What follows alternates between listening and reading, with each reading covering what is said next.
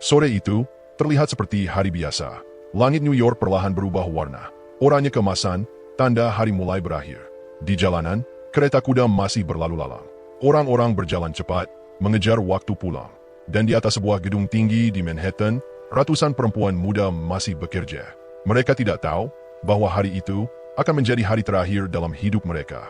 Gedung itu bernama Asht Building. Di lantai 8, 9, dan 10, terdapat sebuah pabrik pakaian, Triangle Shirtwaist Factory. Di dalamnya, ratusan pekerja duduk berderet.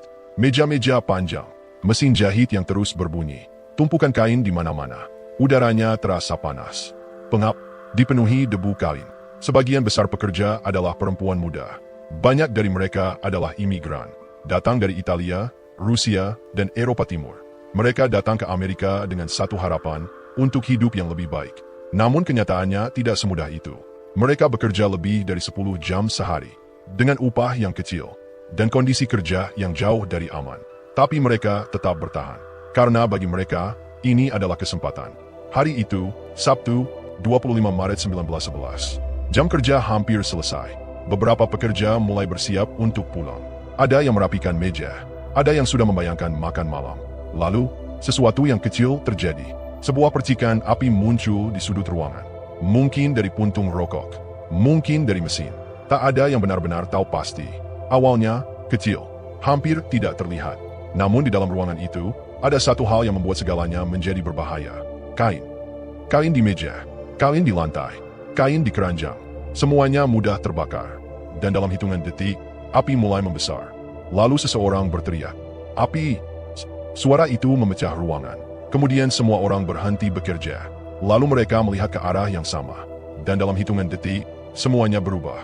Panik menyebar lebih cepat daripada api itu sendiri.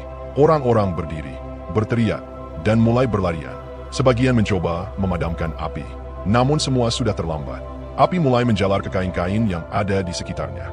Kemudian menyebar ke meja lain, naik ke atas. Dan asapnya mulai memenuhi ruangan. Napas mulai terasa berat.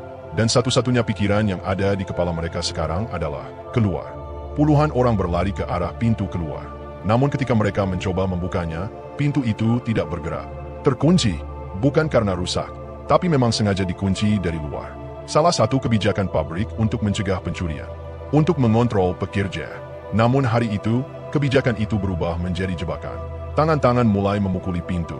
Orang-orang berteriak dari dalam, "Tolong, buka!" Namun tidak ada yang datang.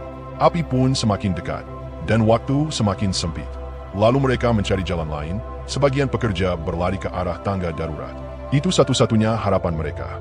Tangga logam yang ada di sisi gedung. Mereka berdesakan, berusaha turun secepat mungkin. Namun tangga itu tidak dirancang untuk menahan begitu banyak beban. Logam itu pun mulai bergetar, melengkung, dan dalam satu momen yang mengerikan, tangga itu runtuh. Orang-orang pun jatuh, bersama dengan harapan mereka. Dan sekarang, hanya ada satu tempat tersisa. Jendela. Beberapa orang berdiri di sana. Di belakang mereka, api sudah membesar. Dan di depan mereka, ketinggian. Asap membuat mereka sulit untuk bernapas. Panasnya mulai membakar kulit. Dan dalam kondisi itu, pilihan mulai terasa sederhana. Dan satu persatu, mereka melompat. Bukan karena ingin mati, tapi karena memang sudah tidak ada pilihan lain. Dan di jalanan, orang-orang mulai berkumpul. Mereka melihat ke atas, dan apa yang mereka lihat tidak akan pernah bisa mereka lupakan. Tubuh-tubuh jatuh dari jendela. Jeritan terdengar di udara. Kemudian pemadam kebakaran pun datang. Namun tangga yang mereka punya hanya bisa mencapai beberapa lantai. Tidak cukup tinggi, tidak cukup cepat, dan mereka hanya bisa menyaksikan dari bawah. Dalam waktu kurang dari 1 jam, semuanya berakhir. Api mulai padam. Namun, yang tersisa adalah kesunyian. 146 orang meninggal. Sebagian besar dari mereka adalah perempuan muda. Beberapa bahkan masih remaja. Di dalam gedung terlihat sepatu-sepatu yang tertinggal.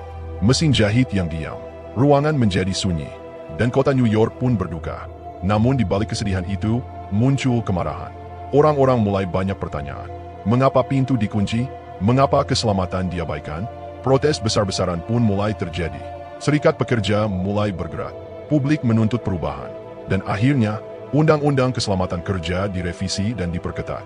Bangunan harus memiliki jalur evakuasi. Pintu tidak boleh dikunci saat jam kerja. Dan untuk pertama kalinya, nyawa pekerja benar-benar diperhatikan. Terkadang, Sejarah tidak selalu berubah karena kemajuan zaman, tapi bisa terjadi karena tragedi. Karena kehilangan yang terlalu besar untuk diabaikan. Tanggal 25 Maret 1911, bukan hanya tentang gedung yang terbakar. Ini adalah pengingat bahwa pada setiap aturan, pada setiap keselamatan, pada setiap perlindungan yang kita miliki hari ini, dibayar dengan ratusan nyawa.